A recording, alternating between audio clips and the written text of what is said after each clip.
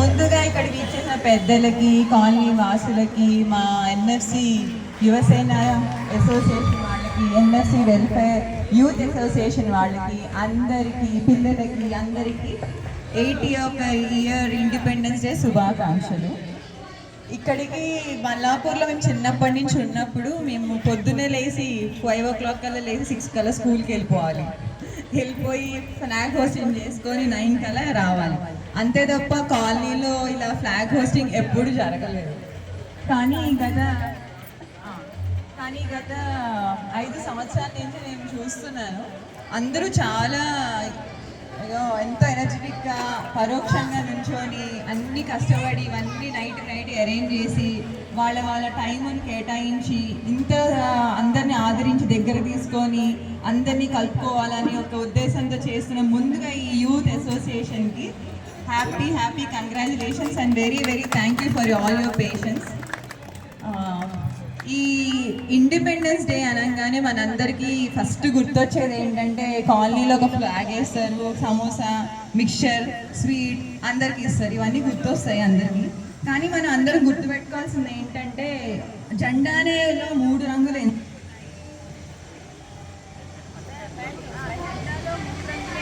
ఈ జెండాలో ఈ రంగులే ఎందుకు ఉన్నాయి అని మనం అందరం అనుకోవాలి. ఆరెంజ్ యొక్క సిగ్నిఫికెన్స్ ఏంటంటే స్ట్రెంగ్త్, వైట్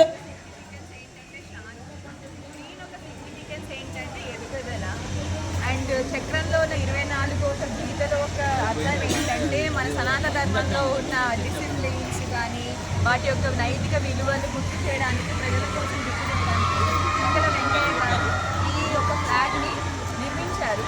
ఆయన మచిలీపట్నంలో ఆంధ్రప్రదేశ్ చెందినవారు. అప్పుడు మహాత్మా గాంధీ గారు ఆయనకు వచ్చిన ఆపర్చునిటీ తీసుకొని ఆయనకి ఈ ఫ్లాగ్ చాలాసార్లు చాలా మంది దీన్ని రిజెక్ట్ చేయడం జరిగింది. బట్ సనాతన ధర్మంలో ఉన్న అశోక చక్రం ఒక విలువ పట్టే దీన్ని అప్రూవ్ చేశారు. 1947 August 16 అప్పుడు బ్రిటిషర్స్ ఇండియాకి చెప్పడం ఏంటంటే from the 1948 August 15 no longer ఇంకా బ్రిటిష్ ఇండియాకి పరిపాలించదు అని అఫీషియల్గా సంతకం చేసిన రోజు.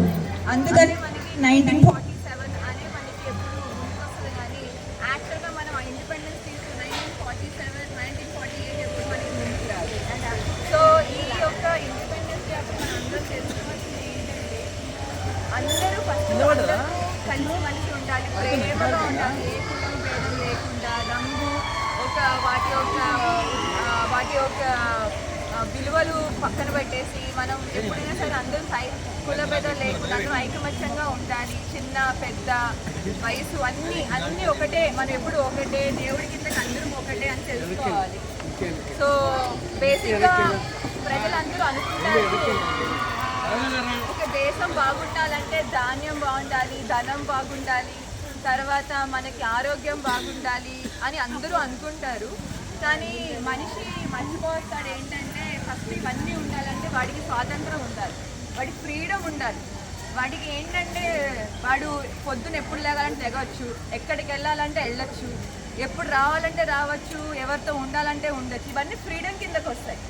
సో ఇది ముఖ్యం. ముందు మనకి బట్ట, డబ్బు, ఆస్తి పాస్తి, కులం భేదం వీటికన్నా ముఖ్యంగా ఒక దేశానికి కావాల్సింది స్వేచ్ఛ.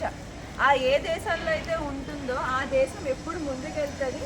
ఎందుకంటే ఇప్పుడు దీనికి సంబంధించి ఒక చోళ మహారాజు ఒకరోజు వాళ్ళ కింగ్డమ్కి ఎదురుగా ఉన్న యువరాజు ఒక కింగ్డమ్కి వచ్చాడు. వచ్చినప్పుడు ఆయన అంటాడు, మా దేశంలో చాలా ముత్యాలు, వజ్రాలు, వైడూర్యాలు ఉన్నాయి, మరి నీ దేశంలో ఏమున్నాయి, నీ దేశంలో ఏది ప్రత్యేకత అని అంటాడు. అన్నప్పుడు చోళ మహారాజు అంటాడు, ఆ ప్రత్యేకత చూపించాలంటే ముందు మా దగ్గర నువ్వు వసతి తీసుకోవాలి. సో ఈరోజు ఒక 2 రోజులు మా దగ్గర ఉండు, మరి ఆచ మర్యాదలన్నీ చూశాక మా దేశం ఒక గొప్పతనం ఏంటో మీరు తెలుసుకొని అప్పుడు చెప్పండి అని అంటారు. అప్పుడు యువరాజు సరే అయితే ఉంటాను అని చెప్పి చోళ మహారాజు దగ్గర 2 రోజులు తీసుకుంటాడు. తీసుకుంటే ఆ కింగ్డమ్లో ఉన్న కింగ్ చాలా ఎలా అంటే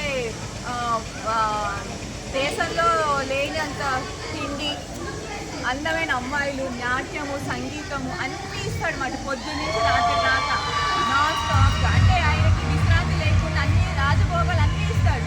ఒకరోజు గడుస్తుంది, అబ్బా చాలా బాగుంది, ఇది మా రాజ్యంలో కూడా లేదు, ఇంత మంచి వస్తువులు కానీ ఆహారం కానీ ఇలా నాట్య ప్రదేశాలు కానీ ఏమీ లేవు, చాలా బాగుంది అని అంటాడు. రెండో రోజు కూడా అదే చోళ మహారాజు మళ్ళీ అవే తీసుకొస్తాడు. ఏంటని మళ్ళీ రకరకాల దేశం నుంచి ఎన్నో దేశాల నుంచి దొరకని స్వీట్స్ కానీ ఫుడ్ కానీ పలహార సంగీత కచేరీలు వీణ వాయిద్యాలు అన్నీ ఎన్నైతే ఉంటాయో ఒక దేశాన్ని అన్నీ తీసుకొస్తాడు. తీసుకొచ్చాక రెండో రోజు కూడా ఆయనకి ఏంటి ఇదే ఉంది మళ్ళీ అని అనుకుంటాడు. తర్వాత మూడోది ఇలాగా అయితే తర్వాత అని అంటాడు. మూడో రోజు చోళ మహారాజు దగ్గరికి వెళ్ళి అంటాడు యువరాజు, స్వామి బాబు నాకేం వద్దు నాయనా, కాస్త నేను బయటికి వెళ్తాను, సూర్యుడు చూసి చాలా రోజులైంది, గాలి పీల్చుకొని చాలా రోజులైంది, మా వాళ్ళని చూసి చాలా రోజులు అయిపోయింది, నాకు ఇది తిండొద్దు ఇవేం వద్దు నాకు అని అంటాడు. అప్పుడు ఆయన ఏమంటాడంటే, చూసావా నువ్వు ఏ స్వేచ్ఛతో కోరుకుంటున్నావు అది పుష్కలంగా మా రాష్ట్రంలో ఉంటుంది. సో మనిషి ముఖ్యమైనది స్వేచ్ఛ. అది ఉన్న నాడే ప్రతి ఒక్కటి ఆస్వాదించగలడు, చూడగలడు, ఏదైనా చేయగలడు. అందుకనే మనం ఈ ఆగస్ట్ 15 అప్పుడు మనతో పాటు మన తోటి వాళ్ళకి, చిన్నపిల్లలకి అందరికీ మన అంటూ ఎప్పుడు ప్రేమగా ఉండాలి, వాళ్ళ పరిధిలో స్వేచ్ఛను ఎప్పుడు ఇస్తూ ఉండాలి. అదే మనకి శ్రీరామ రక్ష కూడా. అప్పుడే ఈ విశ్వం మనల్ని, ఆ పరమేశ్వరు మనందరినీ చూసుకుంటూ ఉంటారు. సో ఇది గుర్తుపెట్టుకోవాలని, నా స్పీచ్ మిమ్మల్ని బోర్ కొడితే నన్ను క్షమించాలని అందరినీ మనస్ఫూర్తిగా కోరుకుంటున్నాను. Thank you again, once again happy independence day. Bharat माता की जय, भारत माता की जय।